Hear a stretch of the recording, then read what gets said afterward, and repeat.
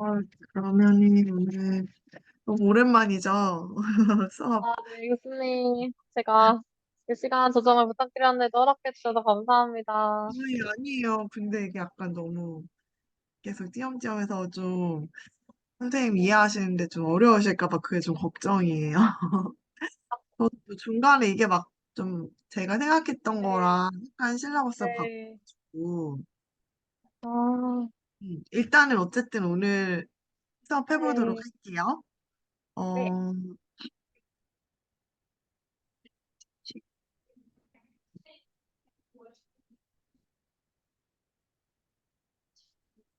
오늘은 그 양적 연구 네, 방법을 조금 더 저희가 좀 더 네, 포커스를 맞추기로 해가지고 네, 거기 이걸 위해서 약간 기초적인 통계 관련된 것들을 먼저 할게요. 아마 예전에 기초 통계 수업 들으셨어서 좀 이미 익숙하신 것들도 있을 것 같은데 또 이 부분이 좀 네, 다시 짚고 넘어가지 않으면 이후 내용들이 좀 이해하기 힘들 수도 있을 것 같아서 일단 아, 한번 네, 다시 짚고 넘어가도록 하겠습니다. 그래서 먼저 첫 네, 번째는 분포에 대한 거예요. 분포가 뭐냐면 네, 어떤 데이터들이 어떻게 생겨 있는지, 그리고 어떻게 네, 그 말 그대로 어떻게 분포되어 있고, 어떤 값이 중앙값이고, 얼마만큼 퍼져 있고, 어떻게 생겼고, 이런 것들이 분포거든요. 그래서 이 네, 분포를 확인하는 게 어떤 기술 통계를 이제 분석하는 기술 통계 분석 방법의 한 가지고요. 그 변수에 네, 대해서 어떤 것이 대표적인 반응이고 그 응답의 범주를 확인하는 것. 그게 약간 가장 기본적인 것입니다.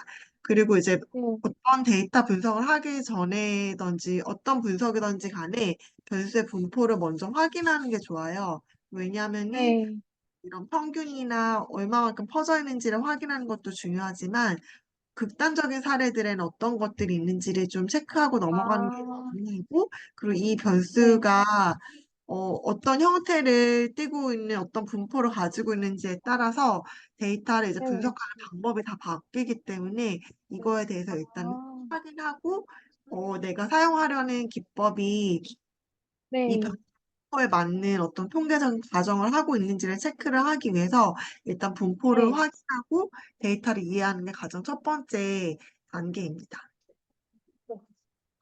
그래서 이제 분포를 확인하는 데 있어서 가장 첫 번째로 우리가 지난 시간에 명목 변수, 네, 순서 변수, 그리고 간격 척도, 간격 비율 변수 이렇게 세 가지 다른 타입의 변수에 대해서 살펴봤었잖아요. 혹시 기억이 네, 나시나요? 네.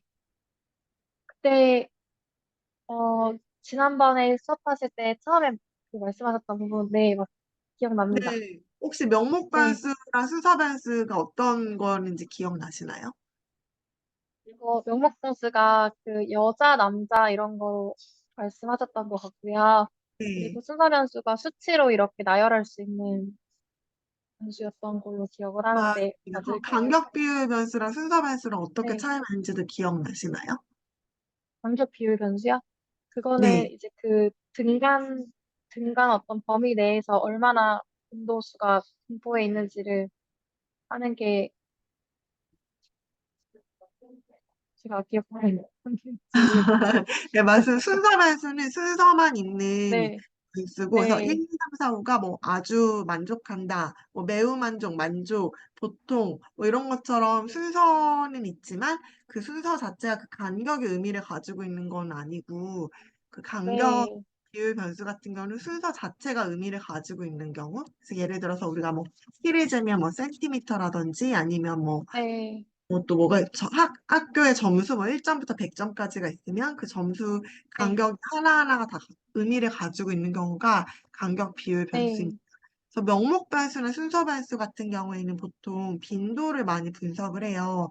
빈도는 뭐냐면 그 변수의 각 값에 속하는 사례수를 세는 거예요. 아까 방금 네, 하셨던 것처럼 뭐 남학생과 여학생들의 뭐 수학 점수를 우리가 살펴봤다고 하면 그 남학생은 보통 평균이 얼마고 여학생은 평균이 얼마고 이런 걸 볼 수도 있고 아니면 그냥 네, 우리가 가지고 있는 데이터에 뭐 남자가 몇 명, 여자가 몇 명 이런 거를 각 값에 속하는 사례 숫자가 몇 개인지 세는 게 빈도 변수입니다. 그래서 뭐 나이대별로 뭐 우리가 가지고 있는 샘플이 각 나이대별로 몇 명씩을 가지고 있는지, 뭐, 10살은 몇 명이었고, 뭐, 15살은 몇 명이었고, 뭐, 이런 식으로 각 값에 속하는 사례를 셀 수 있고, 아니면 뭐, 저희가 가지고 있는 샘플 중에 학생은 몇 명이었고, 교사는 몇 명이었고, 약간 이런 식으로 이렇게 사례의 숫자를 세는 게 빈도 분석입니다. 그래서 인구 통계 네, 관련된 변수, 뭐 성별, 인종 같은 경우에 그 아까 얘기했던 것처럼 명목 변수가 주로 되게 많이 있기 때문에 이러한 인구 통계학적인 특성을 기술할 때는 빈도 분석을 되게 많이 활용을 해요. 네, 뭐 해당 사례의 뭐 사례 숫자도 볼 수 있고 그 사례 백분율을 또 같이 볼 수가 있겠죠. 그래서 뭐 남자가 뭐 네, 51%, 여자가 뭐 49%라든지 뭐 교사가 뭐 11명, 학생이 10명이었는데 그게 비율로 하면 뭐 50%, 뭐 50, 49.5%, 뭐 51.5% 이런 식으로 백분율 값으로 이제 살펴볼 수도 있습니다.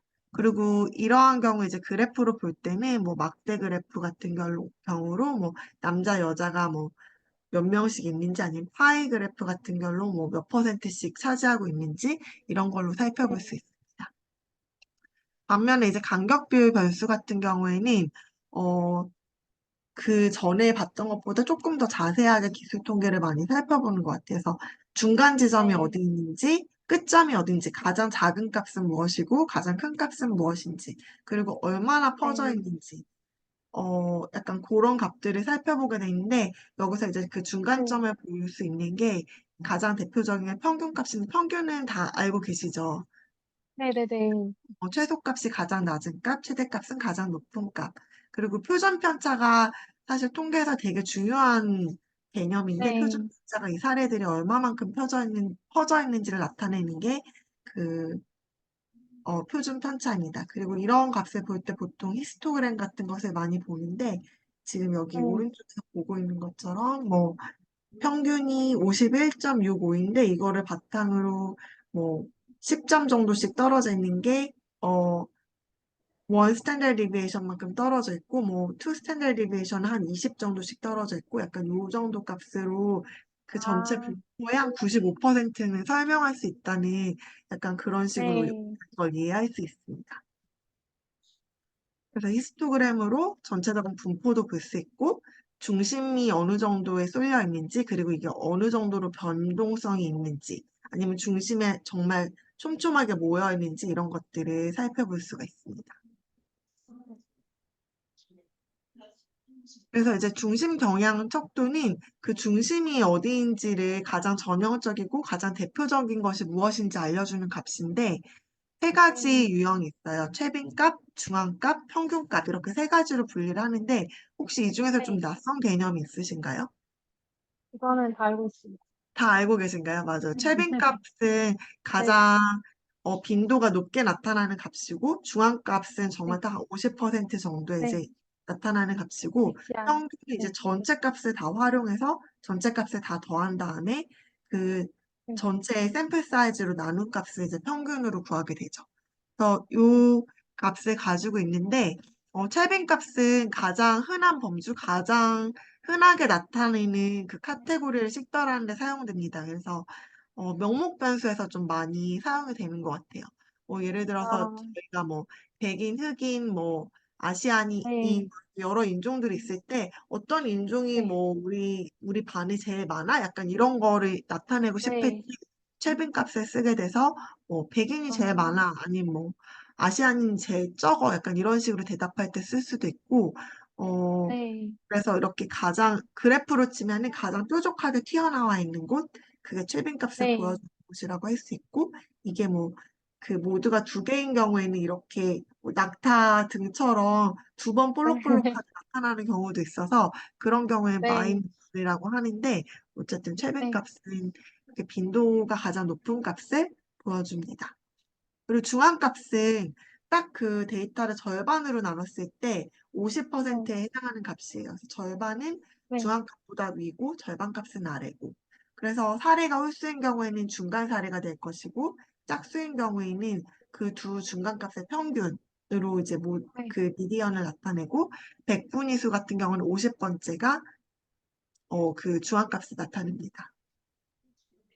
일단 평균은 평균도 다 알고 계실 텐데, 모든 점수를 다 더해서 그 합을 점수를 가진 사람의 숫자로 나눈 값인데, 모든 점수를 다 활용하기 때문에 만약에 정말 막 전체 학생들 점수가 뭐 평균이 한 70점이라고 할 때, 뭐 어떤 학생이 뭐 빵점을 받은 학생이 있다. 그럼 그 빵점 받은 학생 때문에 이 네, 점수가 쫙 이렇게 밑으로 끌어져 내려갈 수도 있고, 100점 받은 네, 학생이 있기 때문에 뭐 점수가 올라갈 수도 있고, 약간 극단값에 네, 좀 영향을 많이 받는다는 그러한 특성이 있어요. 네,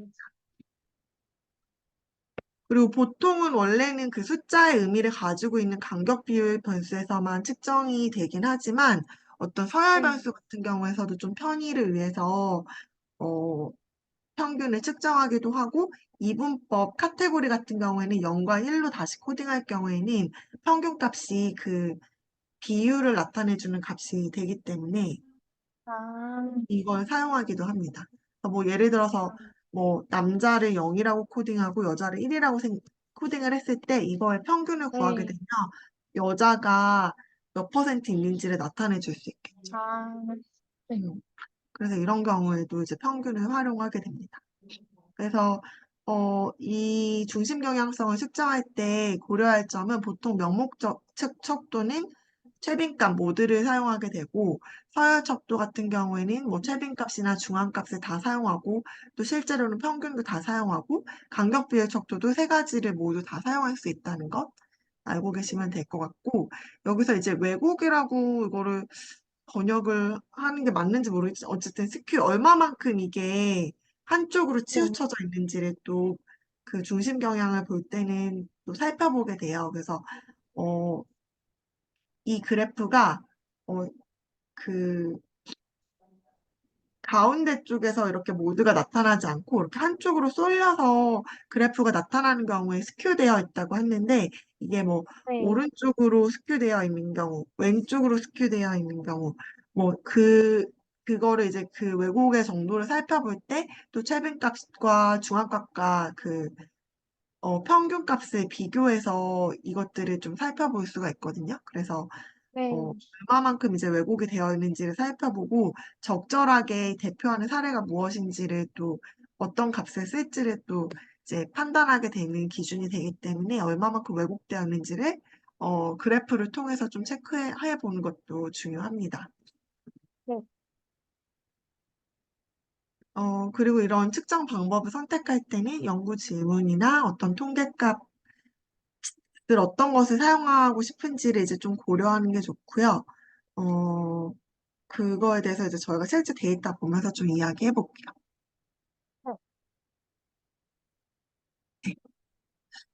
네, 그래서 이제 그 변동성의 척도로서 저희가 보통은 평균을 많이 사용하는데, 어, 네, 평균 같은 경우는 현상을 너무 그냥 한 그 숫자로 나타내기에는 이게 다 표현이 안 되는 네, 경우들이 있어요. 그러니까 평균값이 네, 같더라도 변동성이 어떠냐에 따라서 실제로는 되게 다른 데이터를 가지고 있는 경우가 있거든요. 아, 그래서 네, 여기 그래프에서도 보면은 두 실선으로 되어 있는 거랑 점선으로 되어 있는 거랑 평균값은 똑같지만 점선으로 되어 네, 있는 그 값은 더 가운데 평균값에 더 근접하게 모든 네, 값들이 몰려 있고 그 실선으로 되어 있는 경우는 점수 분포가 되게 다양하게 나타나 있죠. 그래서 첫 네, 번째 실선이 야마토 교수 반에는 거의 대부분의 학생들이 C-에서 B 사이에 다 몰려 있다면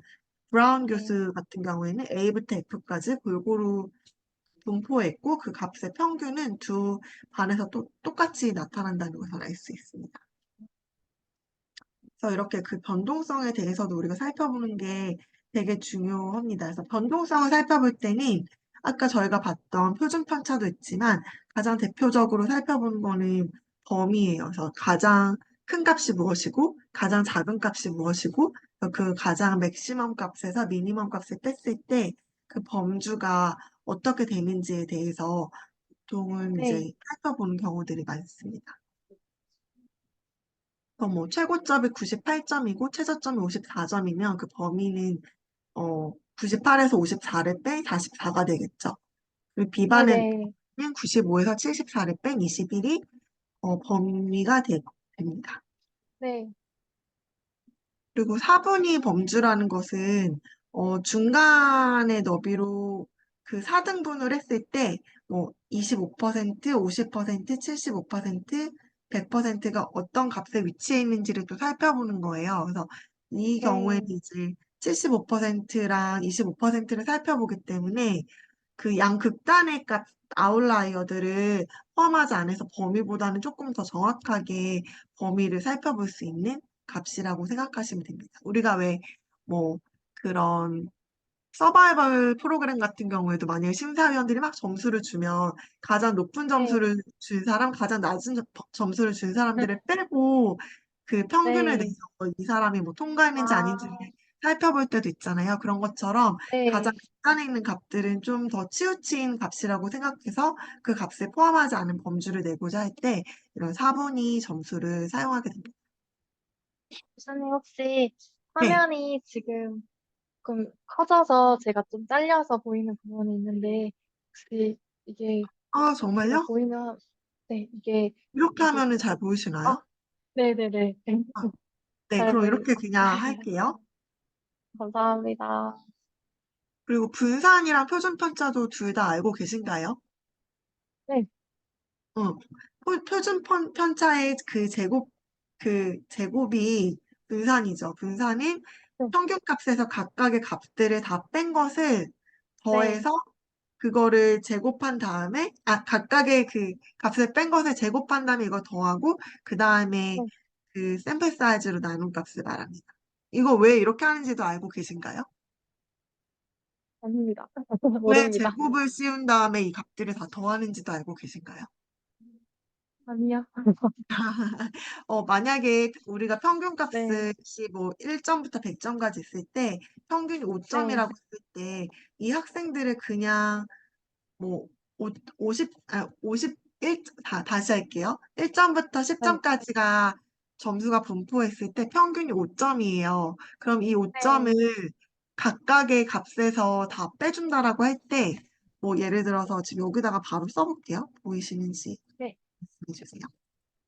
뭐 3점, 4점, 아, 5점, 교수님 혹시 9점. 음수가 네. 나와서 그런 건가요? 아, 예, 맞습니다. 음수가 나오면은 이걸 아, 더하면은 네, 0이 될 수도 네. 있잖아요. 아, 그거를 방지하기 위해서 이걸 제곱해준 다음에 아, 빼주는 거예요. 네. 아, 음. 그러면 이제 거기서의 그 거리만큼만 우리가 네, 계산을 할 수 있기 때문에 어, 네. 제곱을 해서 더해주고 그 다음에 네. 전체 샘플 사이즈로 나눠주는 게 분산이고 아, 표준편차 네, 같은 경우에는 그거를 다시 루트를 씌워주는데 그 이유는 네. 분산을 하게 되면 우리가 방금 한 것처럼 다 제곱을 한 수를 더해주잖아요. 아, 원래 네. 단위로 바꿔주기 위해서 다시 루트를 씌워줘가지고 아, 표준편차를 구하게 됩니다. 네, 그래서 표준편차를 구할 때는 먼저 평균값을 알아야겠죠. 평균이 뭔지 알아야지 네, 별량에서 평균을 뺄 수가 있으니까 그 별량에서 네, 그다음 평균을 뺀 값들이 편차가 되고 이 네, 값들을 제곱을 한 다음에 그 값의 평균을 다시 구해주는 거예요. 네, 편차의 제곱의 평균을 다시 구해주기 때문에 이 값들을 다 더한 네, 다음에 다시 샘플 사이즈로 나눠주게 되고 그거에 다시 네. 제곱근을 쓰여준 게 표준 편차가 됩니다. 선생님, 저 하나 여쭤볼 게 있는데요. 네.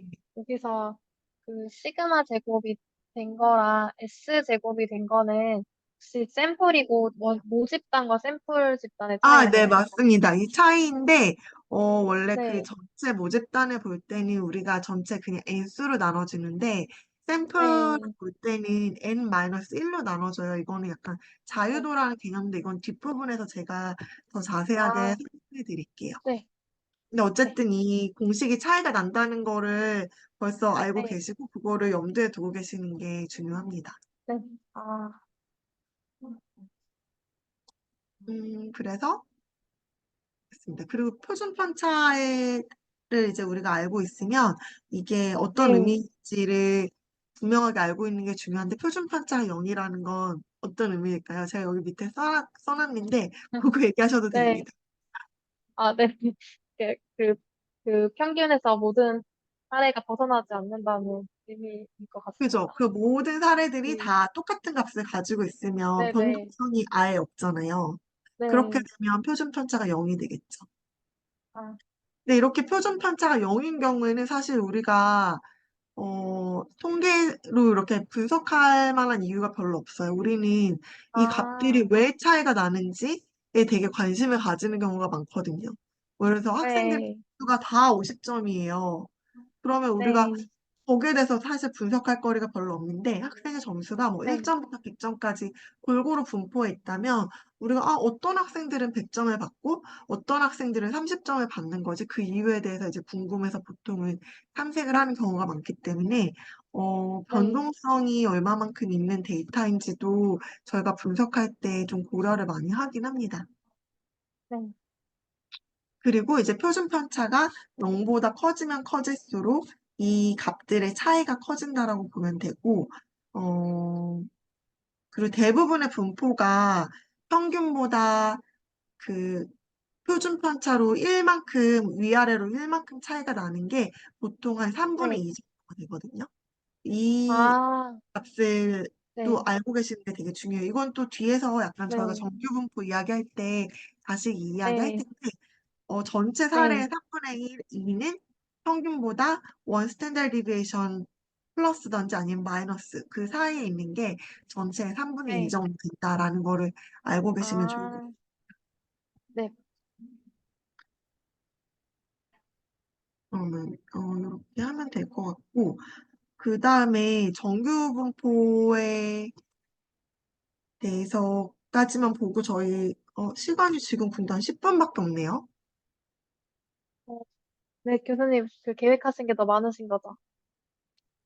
아주 많진 않은데 네, 일단은 그러면 정규 분포하기 전에 제가 일단은 네. 데이터 저희 거 데이터 좀 한번 볼게요.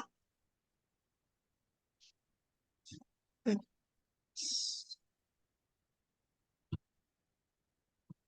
교수님, 제가 그, 네, 알기로는 교수님께서 지난번에 찍으셨던 동영상을 그 주차마다 업로드 하시는 걸로 박순희 교수님도 하시더라고요. 네네네. 그래서 그렇게 하시면 아마 제가 알기로는 괜찮은 걸로 알고 있습니다. 네네네. 그래서 다음 주부터는 그렇게 할게요. 제가 그 네. 링크를 어저께 받아가지고 근데 또 어제 아, 회사에도 있고 그래가지고 음, 네. 됐어요. 네. 지금 이거 보이시나요? 네, 보입니다, 교수님. 이게 R 프로그램이거든요. 네. 좀 간단하게만 설명해 드릴게요. 이게 지금 네, 제가 아까 보내드린 링크에서 무료로 다운받을 수 있어요. 네, 무료 네. 버전으로 다운로드 받으시면 이게 네. 지금 R 스튜디오라는 툴인데 원래 R은 약간 이렇게 코드만 볼 수 있게끔 되어 있고 값만 여기 밑에 나오거든요. 아, 이제 R 네. 스튜디오는 바로바로 그래프도 확인할 수 있고 내 데이터가 네. 어떻게 생겼는지도 알 수 있고 해서 좀 더 와, 편리한 툴이에요. 그래서 R이랑 R 네. 스튜디오를 둘 다 다운로드 받으시기를 권장을 드리고요. 아, 일단은 네. 저희 데이터를 좀 읽어보고 이게 지금 어떻게 되는지 보여드리려고 제가 일단은 네. 코드를 좀 써봤고 이건 제가 이따가 그 순천향대 네. 그 블랙보드 같은데 제가 올려드릴게요. 아, 감사합니다. 그래서 먼저 첫 번째는 좀 이런 거 익숙하실지 모르겠는데 먼저 데이터를 읽어와야 되잖아요. 이 프로그램에. 네. 네. 데이터가 어디에 있는지 위치를 지정해 주는 게 필요해요. 그 데이터가 아, 있는 폴더를 우리가 네. 써주고 그 폴더에 있는 데이터를 읽어올 건데 그 폴더를 지정해 주는 절차가 제일 첫 번째 들어갑니다. 그래서 이게 set working directory 해가지고 setwd라는 코드예요. 이렇게 코드를 네. 써주고 여기에는 그 저희 폴더 주소를 써주는 거예요. 아, 이 다운표 안에 써주거든요. 근데 여기서 주의해야 될 네. 거는 이 슬래시 방향이 이쪽으로 간다는 거. 윈도우인 경우에는. 아, 네, 보통 그냥 카피해서 붙이면 반대쪽으로 돼 있거든요. 그래서 요거를 아, 바꿔줘야 되고, 그 다음에 데이터를 네, 읽어줄 거예요. 데이터 읽어줄 때 저희 데이터가 엑셀로 되어 있더라고요.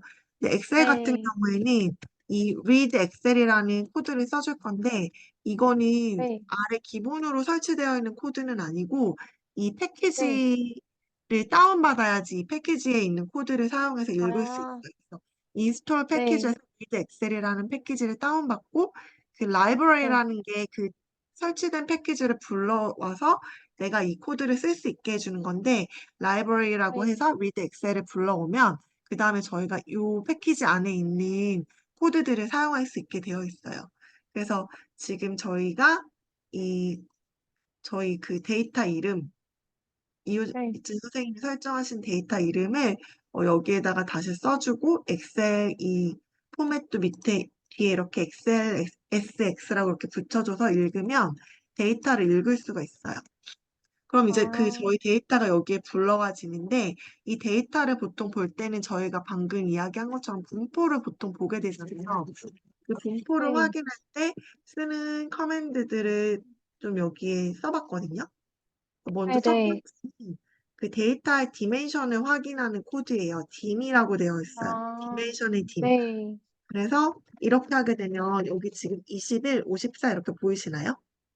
네, 네, 이게 그 가로가 행인가요? 가로가 행이죠.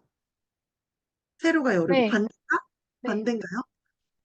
맞는 것 같습니다. 영어로는 가로가 로고 세로가 컬럼이거든요. 그러면 이게 네, 우리가 가지고 있는 케이스의 전체 숫자가 21이다. 21명의 그 참가자들이 저희 서베이에 참여했기 때문에 이 21이 그 숫자를 보여주고 저희가 가지고 있는 변수들이 54개라는 거예요. 아, 그걸 보여주는 거고 여기 헤드라고 하는 걸 쳐보면 우리 네, 데이터가 어떻게 생겼는지 앞에 6개, 밑에 6개 정도의 케이스를 실제로 보여줘요. 그래서 저희 네, 데이터가 아이디가 있고, 이름이 있고, 학교명이 있고, 성별이 있고, 나이가 있고, 이런 식으로 데이터들이 쭉쭉쭉쭉 있는 거를 앞에 케이스들만 네, 쭉쭉 보여줘요. 우리 데이터 이렇게 생겼다라고 알 수 있고, 그 다음에 네임즈를 쳐보면 우리가 가지고 있는 변수 이름들이 쭉 떠요. 첫 번째 열에 아, 있는 게 아이디, 그 다음 성명, 학교명, 성별, 나이 이런 식으로 우리가 가지고 있는 데이터들이 어떤 데이터들이 있는지 쭉 볼 수가 있어요. 그 네, 다음에 스트럭처인데 이거는 보시면 아까 봤던 것처럼 우리가 가지고 있는 데이터를 쭉쭉쭉쭉 보여주는데 여기서는 네, 이 데이터가 그 캐릭터인지 아니면 넘버인지를 보여줘요. 첫 아, 번째 아이디랑 그 이름이랑 학교 변수 같은 경우들은 다 약간 문자로 지금 인식하고 있죠. 데이터를. 네, 따옴표 안에 네, 들어가 있고 S1, 뭐 S2, S3 이렇게 가는 것 같고 얘는 뭐 오재영, 원한나 이렇게 가고 얘도 지금 문자랑 숫자가 같이 들어있어서 캐릭터 변수예요. 근데 반면에 우리가 성별 같은 경우는 여자를 아마 1로 코딩했던 것 같아요. 그때 그죠?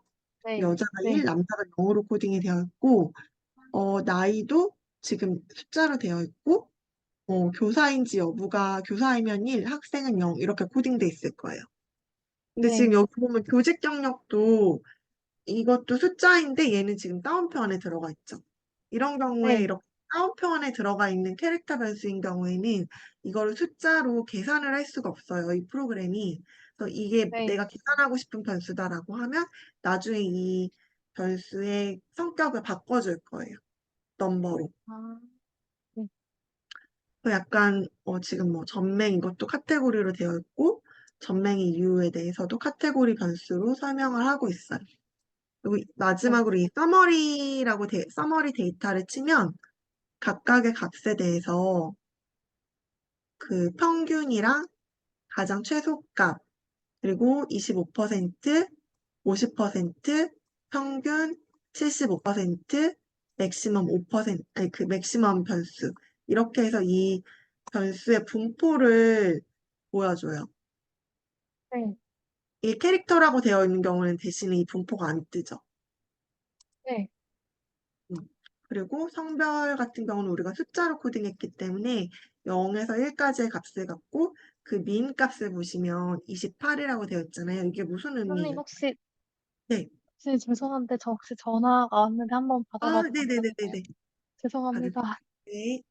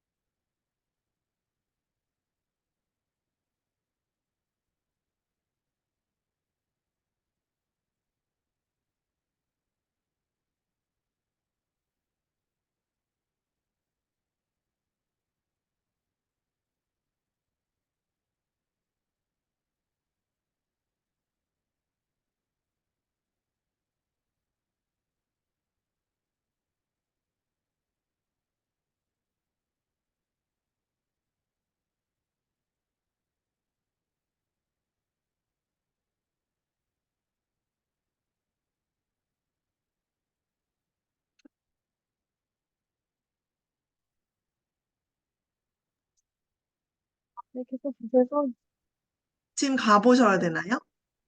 약간 제가 오늘 좀 이렇게 그 일찍 끝난 걸 다들 아셔가지고 이게 시간표가 아, 점심을 빨리 다들 같이 오라고. 먹기로 했나 보더라고요. 그래서 아, 그 제가 아직 이거 수업하는 걸 얘기를 못 했거든요. 아, 네네. 그러니까 언젠가는 말을 할 거긴 한데 점심 때 듣겠다고.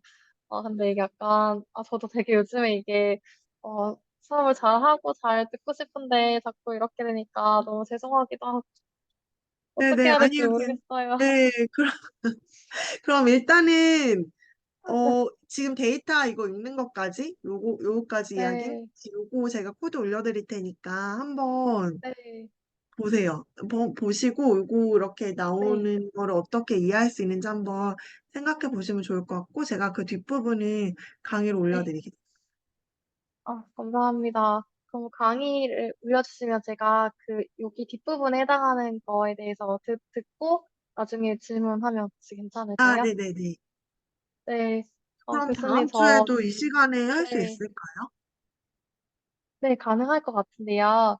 제가, 어, 말씀을 한번 제대로 드리는 게 저도 편하게 들을 수 있을 것 같고, 아, 네, 네. 한번, 네, 그래야 될 것 그때 같습니다. 말고는 또 막 운전해야 돼서 시간이 거의 아예 없죠. 네? 이 시간 말고는 시간이 지금은 뭐 네. 끝나고 나서도 운전해서 집에 가야 되고 해서 시간이 진짜 없죠. 하나의 방법이 있는데요, 교수님. 근데 이게 바로는 될지 모르겠지만, 제가 육아 시간을 쓸 수가 있거든요. 그래서 4시에 끝나더라고요. 그렇게 되면. 그래서 만약에, 어, 교수님께서 괜찮으시면 4시부터 한 6시까지 하루 정도만 여기서 듣고 가는 거는 괜찮을 것 같은데, 그거는 또 교수님께서 오후에 또 애들 챙기셔야 될 것 아니, 같기도 저는 하고. 괜찮아요. 네, 저는 아, 오히려 그게 그래요? 좋긴 아, 한데, 네. 근데 지금 당장은 어려운 거 아닌가요?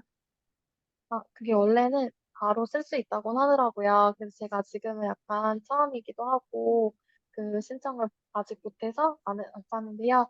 그게, 그게 다들 여기서는 쓰시는 분위기긴 하더라고요. 그래서 제가 만약에 신청을 하면 다음 주부터는 아마 쓸 수 있을 것 같더라고요. 그래서 그렇게 되면은 4시부터 교수님과 쭉 수업을 듣고, 그러고 나서 집에 가면 하루 정도는 남편도 이제 늦게까지 애들 봐도 괜찮으니까 그렇게 하는 게 조금 더 편하실 것 같기도 하더라고요. 아, 예, 그럼 그렇게 하게 되면 또 알려주세요. 네. 네. 감사합니다. 교수님, 제가 죄송해요, 정신. 아, 예, 아니에요. 근데 약간, 이 음, 교수님도 일반 대학원에 계셨으니까, 교육대학원이나 일반 대학원 차이도 아실 거고, 이제 일반 대학원에서는 이렇게 공부하면 안 되는데, 사실은 제가 너무 음, 그, 이게 이렇게 공부하는 게 아, 맞는 건가 싶기도 하고, 사실은 어떻게 해야 네, 될지 모르겠습니다. 열심히 하고 싶은데, 제가 너무 네. 죄송해요, 되게. 아, 그러니까요. 지금 약간 상황이 네, 너무 너무 네, 뭔가 하는 게 많아서 쉽지 않은 것 같아요. 음. 아, 어쨌든 네, 그러면 오늘 가보셔야 되니까 오늘 여기까지 하고 제가 네. 나머지 부분은 영상으로 올려둘게요. 아, 감사합니다. 열심히 네, 듣겠습니다. 네, 안녕히 수고하셨어요. 계세요. 감사합니다. 네.